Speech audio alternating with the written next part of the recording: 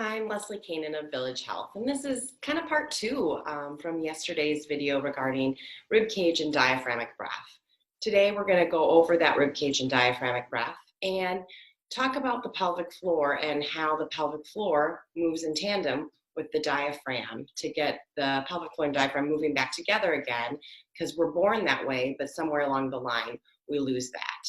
So to reflect and remind ourselves of what we talked about in the earlier video, I'm just going to have you find a comfortable space. You can be seated on a chair, you can be seated like me, crisscross, or you can actually lie on your back as well with your knees bent and your feet flat.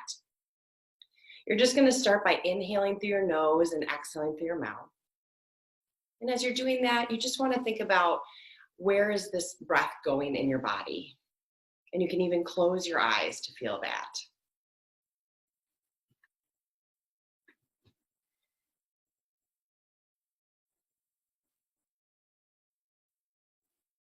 Now, place your hands around your rib cage like so.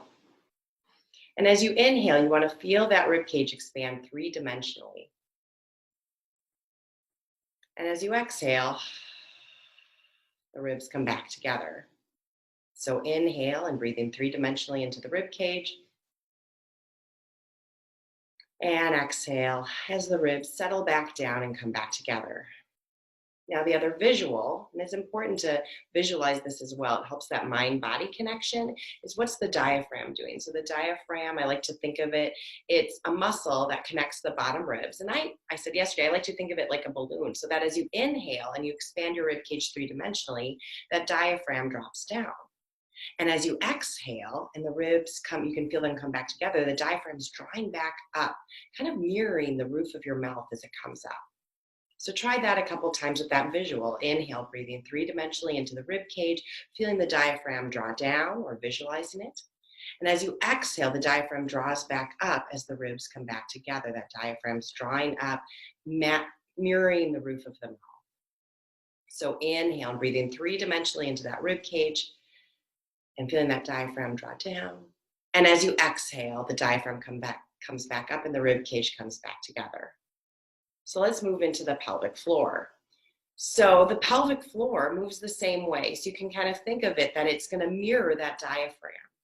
So as you inhale, you want to think about breathing deep into your pelvis. So sending your breath down into your sitting bones, towards your tailbone, towards your pubic bone, if bony landmarks work better for you.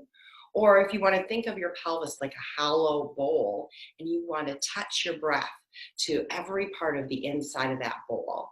So the first part is that inhalation and breathing really deep down into the pelvis, filling it up with air, and then exhaling. And again, inhaling and breathing down into your pelvis. If you can, think about that rib cage and diaphragm expansion. And as you exhale, the ribs and the diaphragm draw back up. Now we need that pelvic floor to draw back up on the exhale, just like the diaphragm does. So as you inhale, you're breathing deep into your pelvis. And then as you exhale, that air comes back up. The diaphragm lifts. It's like it's going up towards the roof of your mouth. So all these domes are drawing up. So inhale, expand the rib cage, breathe into the diaphragm, breathe deep into the pelvic floor towards your tailbone. And as you exhale, you feel it drawing back up. And the diaphragm draws back up and the ribs come back together. So inhale, breathing three-dimensionally into that ribcage diaphragm, breathe deeply into the pelvis, and then exhale back up. Keep practicing that. I'm just going to give you another cue or two that might help, because sometimes better cues work with different people.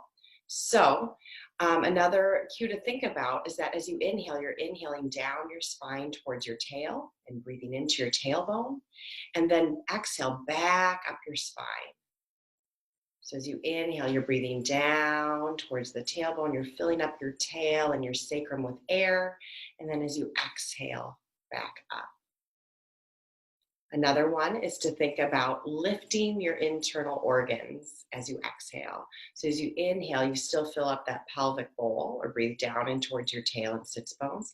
But as you exhale, think of all of the organs that reside in your pelvis. And as you exhale, you're trying to draw those organs up behind your belly button, up towards your bottom ribs.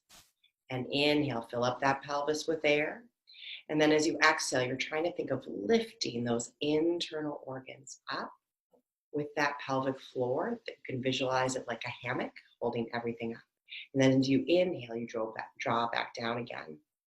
So two things I want to say is sometimes we have tight pelvic floor muscles, and that doesn't mean they're strong. That just means that they're tight. We can have muscles that have a tight weakness. So to find out if you have a tight pelvic floor, you can get one of those balls, squishy balls, and sit on it and just see how that feels. Another thing you could do is roll up a hand towel and sit on it from pubic bone to tailbone. And that also will apply a little bit of pressure to the pelvic floor muscles. And if you're tender, then that's a sign that they're a little tight. It doesn't mean they're weak, but they're tight and they need to be released a little bit. The other thing I wanted to say is that as you're inhaling, we walk around and a lot of us are gripping our pelvic floor and we're gripping our glutes. And that's not the best thing to be doing for our pelvic floor muscles. We don't want to be in this bracing, gripping mode all the time. So this breath of inhaling and breathing down into the pelvic floor and exhaling and drawing back up is really a way to get our muscles to move in unison and how we were made to move. So kind of thinking about my arm here, as I extend, my tricep is contracting, my bicep is elongating. And as I contract my bicep, my tricep has to elongate. And that's kind of true how they work, true with the pelvic floor. It can't just be in one position all the time. So that's why this breath work can help to get it back in connection with the rest of our body and work on stretching it and contracting it as it should be doing. So I hope this video was helpful for you today. Feel free to email me or call me with any questions. I do work with a lot of clients in Pilates on this, and I've found it really beneficial for myself. So thank you for joining me today. And remember in your transitions today to take a moment to pause and just breathe. Have a great day.